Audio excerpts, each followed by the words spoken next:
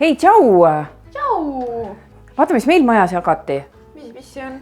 See on biojäätme ämber ja siia sisse käib biojäätme spetsiaalne kott ja sa saad kõik oma need toidujäätmed siia ära kasutada. Väga hea, oota, paprika. Ja siia puu- ja juurviljad lähevad siia sisse. Kõik koored, kartulikoored. Oota, ma panen siia korra. Pane. Munakoored. Munakoored. Võin kohe panna või? Munakoored või lähevad ja... Munakarbi saad ju ka sinna ära kasutada. Olgu. Lihtsalt panen siia, lihtsalt läheb siia. Tee natuke väiksemaks. Surnud ta kokku, et siis mahutab paremini sinna. Tahan. Ai, see on täis mul. Kohvipaksu saad ka sinna samamoodi ära kasutada. Selle sisse? Jaa. Okei. Majapidamispaberi.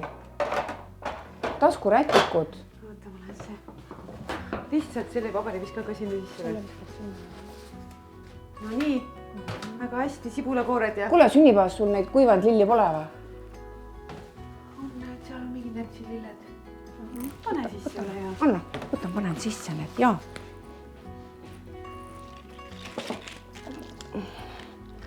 Näed, mis selle? Tühi oli, aitäh.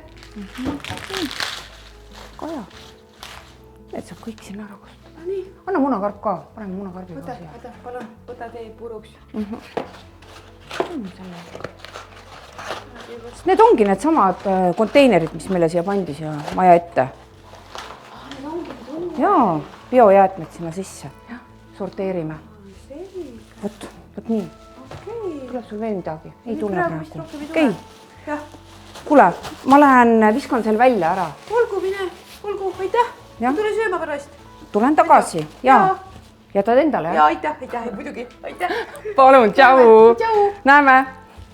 Selline biojäätmete konteiner nagu siin Rakveres Tuleviku 10 korteriühistu hoovis sobib igasse korteriühistu hoovi. Ja selline väike biojäätmete ämber mahub igasse kööki.